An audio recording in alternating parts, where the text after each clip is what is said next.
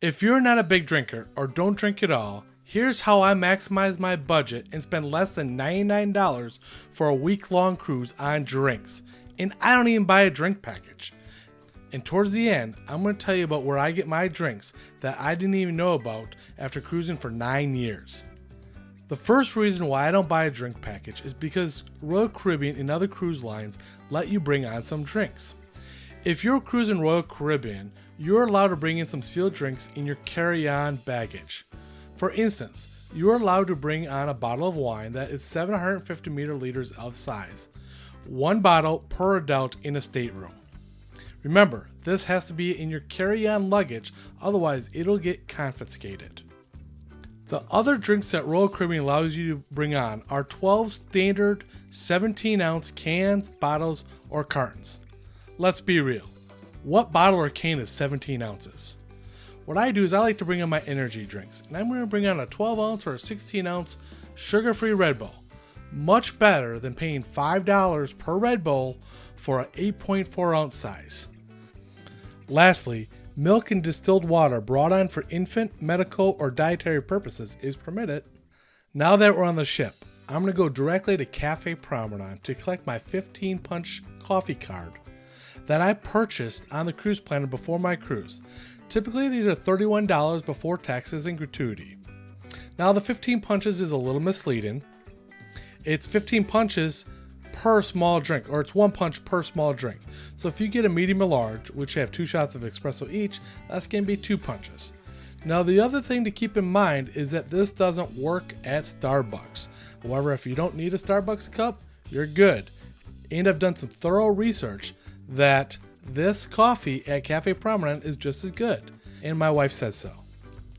Now, the other nice thing about this coffee card is that if you don't use it all, save it and bring it on your next cruise. I still have 2 punches to use, and I'll be sure to use these on my next cruise. Not only that, but you can use this coffee card at my secret location where I get drinks. Speaking of coffee, you can get any normal coffee along with your sugar, cream, and honey at any restaurant, Cafe Promenade, or Park Cafe. Also, your coffee card is good at Park Cafe. Now, my favorite place to get my coffee is via room service. Coffee is included as part of the Continental Breakfast Package, which is free, along with your juices, not the fresh squeezed kind, and milk. Every morning, I get coffee delivered to my room via room service via the little hanging card that I put on the outside of my door the night before.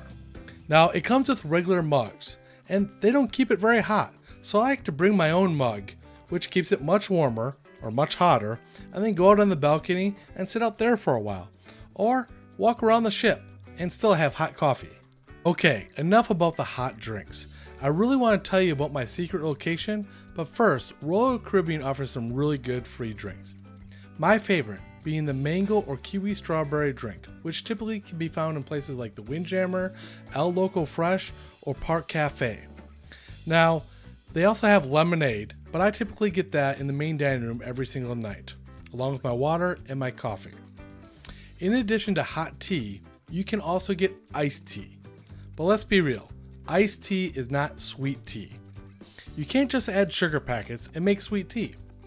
At least that's what my southerner wife says. So if sweet tea is your drink of choice, the only place you're going to find that is going to be Portside Barbecue on Oasis of the Seas, or the Mason Jar on Wonder of the Seas. Have you found it anywhere else? Let me know. Leave a comment below. Alright, I'm going to tell you my secret spot. Make sure you stay to the end though, so you know the best bottle to bring.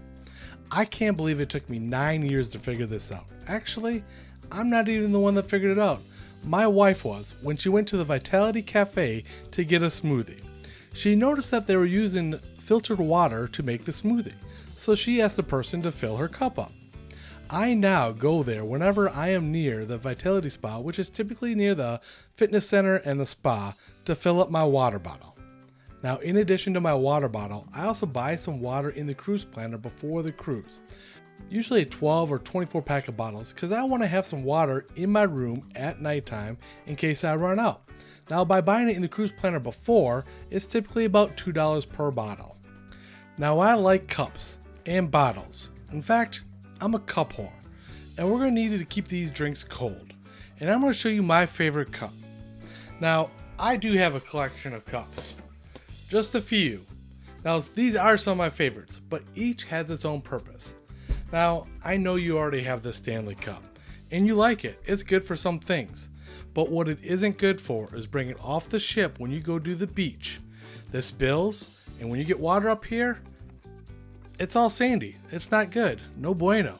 So what I like is a cup that closes completely.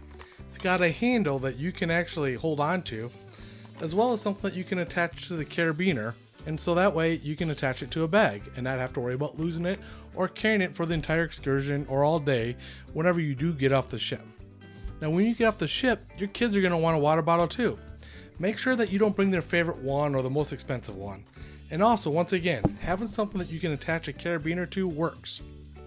Now, a swell will work too if you spend the extra money to get this little one, so that way you can attach a carabiner and or hold it easily. Now I'll leave a link below for some of my favorite bottles that you see here. This one here is an ice shaker. Thanks for watching, and don't forget to watch this video here, which I know will be some good tips. And be sure